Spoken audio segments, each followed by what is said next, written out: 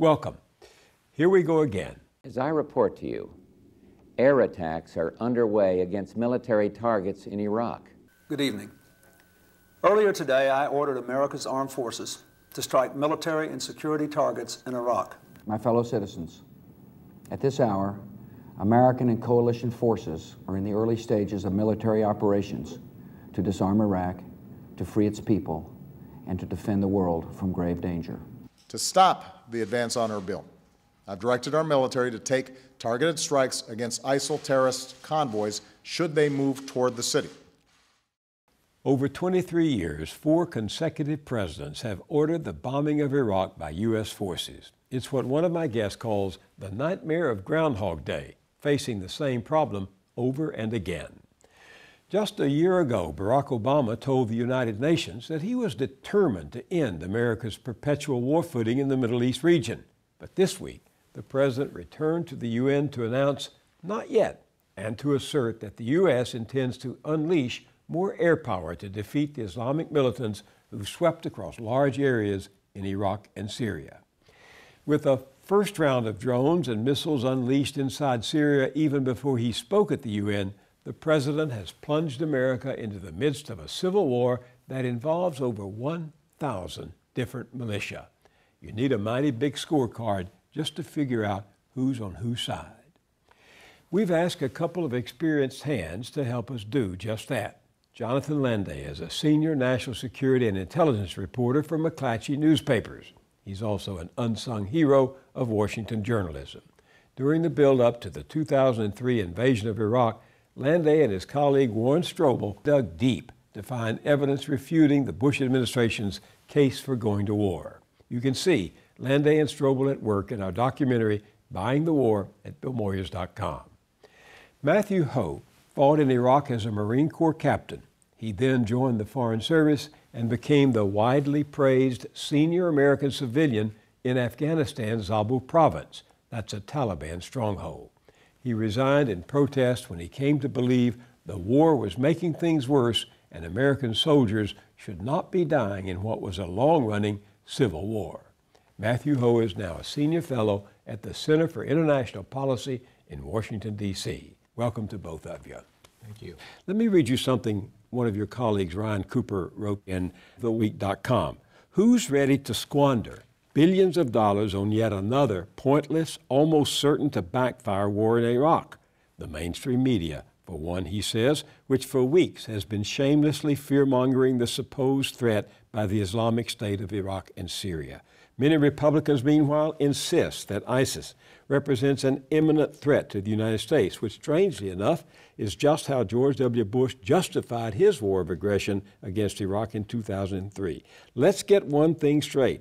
ISIS poses no specific credible threat to the U.S. Indeed, ISIS's slickly produced beheading videos are quite obviously designed to bait the media into stoking a panic, and it has succeeded spectacularly. See, I disagree with that interpretation, because I think the point of those videos was to try and undermine that turn in American public opinion. Don't come back here. Don't get involved. This is what's going to happen to your soldiers. Look what happened to your soldiers before. You have to look at some of their previous videos where they show American tanks being blown up, American soldiers being killed.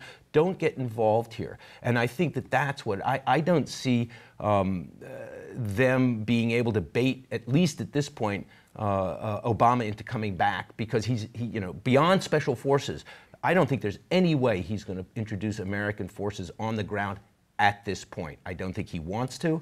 He may have to. At this point, he may have to.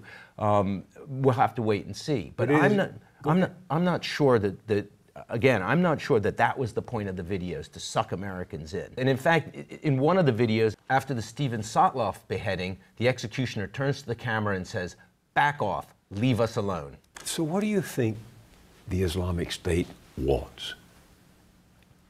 They subscribe to a form of Islam where they believe there's only one authority within Islam. And they want to form a caliphate, and they want to have that one authority that all Muslims follow. They attract, I think, a wide group of followers.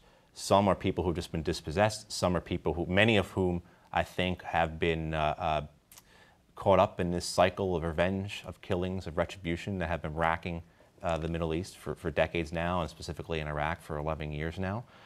You have some who are, I think, adherents to this religious philosophy. And then you have some quite like the British gentleman who murdered Sotloff and Foley, who were psychopaths. But you also have to remember that throughout history, there's always been people who want to go fight, who like the romance of war, who are looking to fulfill something deeper, some purpose. I will say with the beheading videos, I do believe they were bait. I think this is, they want to validate their narrative that the Islamic State is the protector of Islam, that is protecting the people, the faith, the culture of their lands from the quote-unquote crusaders, for lack of a better term. I think there's a deeper problem here, and it's one that that the president has touched on. He touched on it in his speech to the UN General Assembly, and I think it's one that could really prove to be the undoing of this campaign that he's unleashing. And that is, the immediate threat is the Islamic State, but it's a phenomenon. It's a consequence of decades, centuries of despotic rule in that part of the world by dictators, by kings who have provided no semblance of responsible governance, no accountability. If you look at what's going on in the Middle East today, you have enormous poverty. You have this huge youth bulge, an enormous number of young men between the ages of 17 and 30 who are underpaid or have no jobs, lack skills. You have this massive corruption that favors a very thin elite in all of these countries. And now the United States, I remember when the newly elected Obama went to Cairo for that historic speech. 2009. Exactly. Right. Where he delivers his speech and he says, no more business as usual by the United States. We're not going to align ourselves with these regional despots. We want to see reform. We want to see democratic reform. And what has he done now is he's realigned himself with these regional powers, with these regional despots, including the guy who this administration condemned for the coup that he staged in Egypt, overthrowing a elected government, albeit, the Muslim Brotherhood, and I'm talking about Egyptian President Sisi. I mean, he is now counted as part of this coalition. So if you're one of these young men who are looking at all of this and seeing and listening to the propaganda about Islam being under threat from the West, this Islamic State thing has an appeal. And if somehow Obama succeeds in degrading and eventually destroying the Islamic State, something will come along to replace it, because those problems that create this phenomenon are not going to go away. But meanwhile, the Islamic State is a threat to Saudi Arabia, a threat to Jordan, a threat to Qatar, a threat to Bahrain, those autocratic regimes you were talking about, a threat ultimately possibly to Egypt. So why isn't it an option for the president to have said or to say, this is your doorstep. If you don't put the billions of dollars you're earning from oil and all of those young men who are available into the fighting of the Islamic State, we're not going to be there. This is your fight. Because our priorities for decades have been on military-first solutions, not on political solutions. We have, as Johnson said, we've embraced dictatorships. Backing ourselves out of those relationships is very hard in a Washington, D.C., where the climate of politics overwhelms everything else. So you see President Obama, and I'm reminded of an article you wrote, Bill, 5 years ago on Lyndon Johnson's decision to escalate the Vietnam War, and how Johnson, at that point, felt that there was no good was going to come out of that escalation, that there was no purpose in it. But how could he face down these senators if he didn't stand up to? And I feel that President Obama has the same challenge. How does he not come across as being weak-willed or not tough on terror? The other thing, too, is that, again, for decades now, this has been our policy. So how do you extricate yourself from that policy? We spend $1 trillion a year on national security in this country. When you add up the Department of Defense, Department of State, CIA, Veterans Affairs, interest on debt, The number that strikes me the most about how much we're committed financially to these wars and to our current policies is we have spent $250 billion already just on interest payments on the debt we've incurred for the Iraq and Afghan wars. So we're in this system that how do you start to break down, how do you start to dismantle, because the result has been these Frankensteins like the Islamic State. Here's the dilemma. The whole world has seen what ISIS is doing now. When you see evil playing out in front of your eyes, rape, beheadings, whole villages wiped out, don't you, as a human being, as a free nation, have to do something? You have to remember that this is not a singular, unique event what occurred this summer, that all sides have been guilty of atrocities in this conflict. 500,000 Iraqis have been killed in the war since 2003. To put that in perspective, in World War II, the United States lost 400,000 people killed. So if you look at the conflict now in Iraq and understanding that it's this continuing cycle of violence, this continuing cycle of retribution, this continuing cycle of sectarian hatred that groups like the Islamic State, which I characterize as a parasite of war, benefit from. How do you stop that cycle? Because as horrific as the killings have been this past summer, remember, 10,000 civilians were killed in Iraq last year. How do you stop it from 20,000 next year?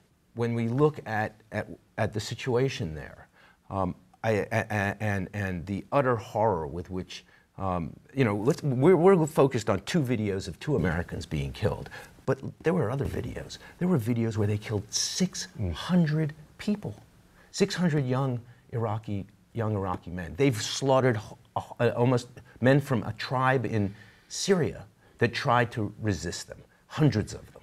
And you say to yourself, as a human being, can we allow this to go on? And I think, we're talking about the complexity of this, but it's really hard to put yourself in the shoes of the President of the United States, who commands the only military in the world that's capable, perhaps, of stopping this. Here you have this horrendous civil war in Syria, and I've been there twice now this year, and I've covered a lot of war. I have never seen such urban destruction anywhere.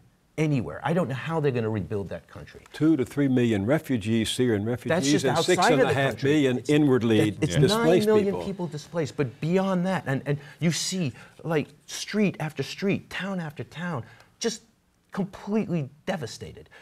Infrastructure, bridges, roads, hospitals, schools. How are they going to rebuild that? How are you going to repatriate the 2 to 3 million people who are living outside of Syria? I think something like 20% of the Lebanese population is Syrian now. How are you going to put that all back together again? If you allow that to continue, then you're looking at something that perhaps a disaster on an even greater scale. So here you are as the President of the United States, preaching human rights, trying to repair as best you can this unbelievable damage that was done to the United States' reputation and its ability to wield soft power, diplomatic power, by the invasion of Iraq, by Guantanamo, by Abu Ghraib, by the CIA's torture program, and you say to yourself, I need to do something because you got the pressure on you as the only commander of a military in the world that can do something about it. But is it conceivable that the president, looking at the situation there, thinks that air power, that you can bomb the Islamic State into submission and oblivion? I don't think he believes that, and I think he said as much when he says that there's no military solution, only a political solution to these conflicts.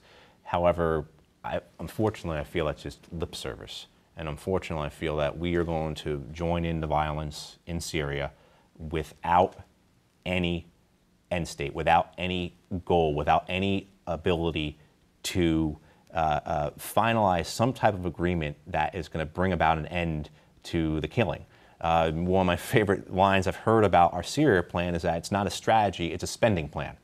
That we have authorized $500 million to train 5,000 Syrian rebels, moderate rebels, and you've been in a lot of combat zones, and have you ever seen anything moderate in combat? I don't know where this term comes from, but this moderate, and that we're going to train them at a cost of $100,000 for one guy. It's going to cost to train $100,000 per person, and we're going to send them to Saudi Arabia, the people who have been training and fostering and helping a lot of these groups like al-Nusra, which is the al-Qaeda organization, or the Islamic State, that are now out of control, in response to a beheading video, which to me makes no sense because Saudi Arabia beheaded 19 people in August. This past August? Yes. For? One was for witchcraft or sorcery, several for drug possession. In Saudi Arabia, you can be beheaded for a whole list of offenses, including adultery and homosexuality.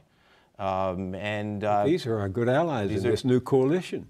And this is where I think a lot of us say, what are we doing here? This makes no sense. All we are going to achieve is perpetuation of this conflict. And at least I think the Pentagon and the White House has been honest about that. This is going to take years.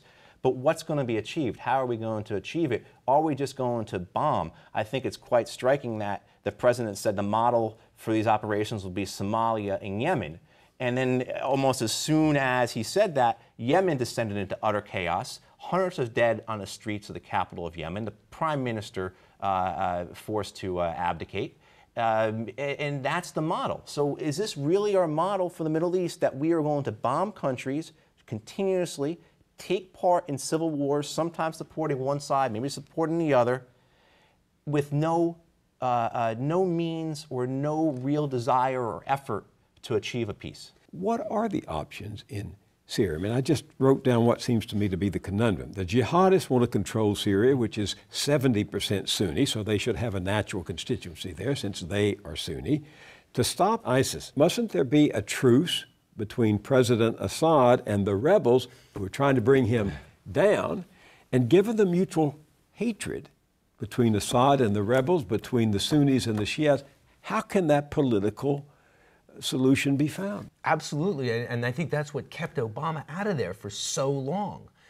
You know, how do you deal with this incredible tangle of not just sectarian hatreds, but there's ideological differences between these groups. There's personal differences. That's why eventually I think the administration has all, despite what it says, all but given up on this moderate political leadership that it crafted and has been living in on our tab in Turkey, has basically given up on this central command of the Free Syrian Army and is bypassing. I literally saw a reference in some major newspaper story the other day to the moderately extremist militia. That sounds right. I'm serious. But no, and again, I really think that's what's kept him from intervening in Syria, and how he's going to be able to create these buffers between, okay, so we're going to bomb the Islamic State, but we're not going to help Assad by doing that, and we're only going to help these moderates. And you know, I understand the conundrum, but then if you're looking at that part of the world, you're looking at the potential collapse of Iraq into this absolute chaos, where this group is going to be able to expand, recruit.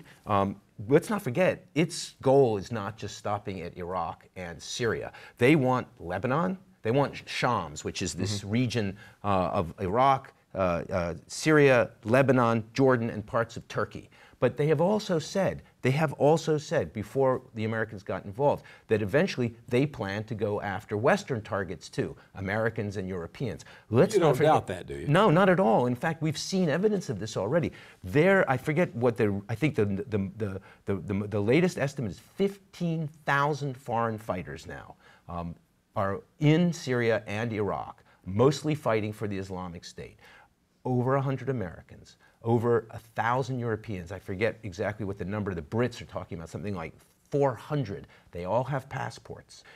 There is evidence, indeed, that this group is, if not planning, at least encouraging its foreign supporters to stage attacks. Now, are these existential threats to the countries in which they're taking place? No, I think that has been so overblown, the idea that these Islamic terrorists are an existential threat, particularly to the United States. No, they're more of a threat to the politicians who are in power, who fail to stop these attacks, and yet, nevertheless, the duty of these leaders are to protect their citizens. I think that also, to a certain extent, drove Obama. But, you know, it's hard to put yourself in his shoes.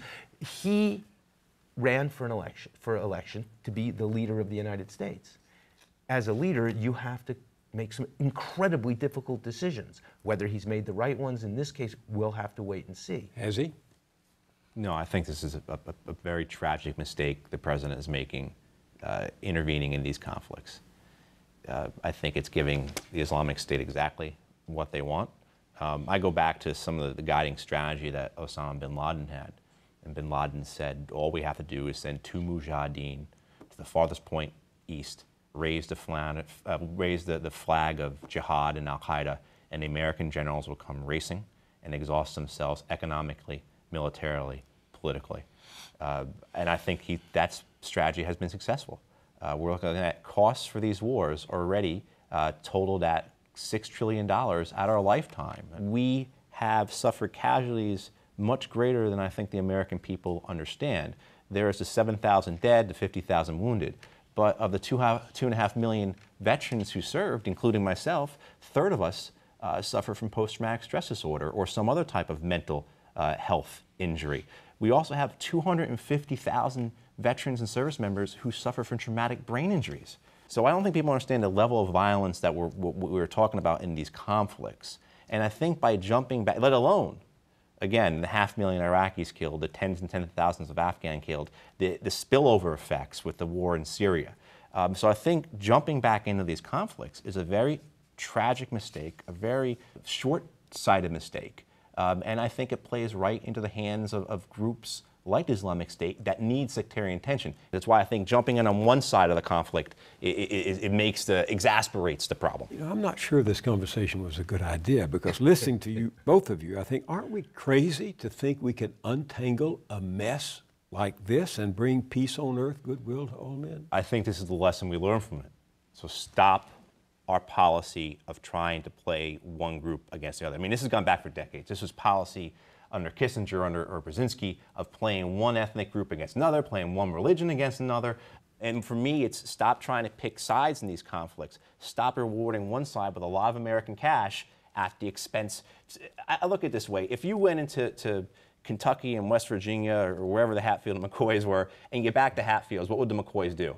They'd fight harder, and they would try and find some other. I mean, so stop. And you don't even know why the Hatfields are fighting the McCoys. And so, I mean, it's a very simple way to say it, but stop getting in the middle of these conflicts. I think that, you know, to a certain extent, he's right. Matt's right. But I agree. The odds that we're going to be able to put, you know, and not to bring peace to the Middle East, no.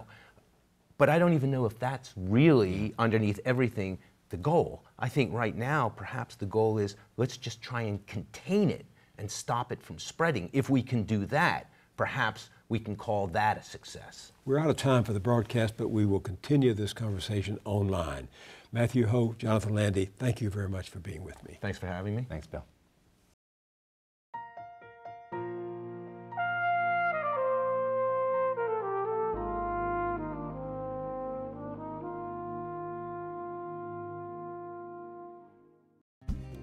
At our website, BillMoyers.com, more on the Islamic State and the international response, and our documentary, Buying the War. That's all at BillMoyers.com. I'll see you there, and I'll see you here next time.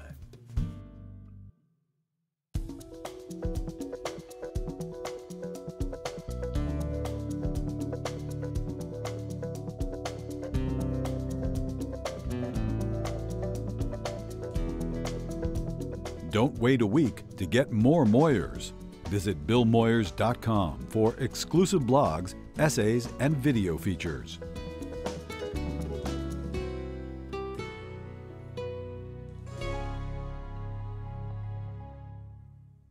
Funding is provided by Ann Gumowitz, encouraging the renewal of democracy. Carnegie Corporation of New York, supporting innovations in education, democratic engagement, and the advancement of international peace and security at carnegie.org. The Ford Foundation, working with visionaries on the front lines of social change worldwide. The Herb Alpert Foundation, supporting organizations whose mission is to promote compassion and creativity in our society. The John D. and Catherine T. MacArthur Foundation, committed to building a more just, verdant, and peaceful world. More information at macfound.org. Park Foundation, dedicated to heightening public awareness of critical issues. The Kohlberg Foundation, Barbara G. Fleischman, and by our sole corporate sponsor, Mutual of America, designing customized individual and group retirement products. That's why we're your retirement company.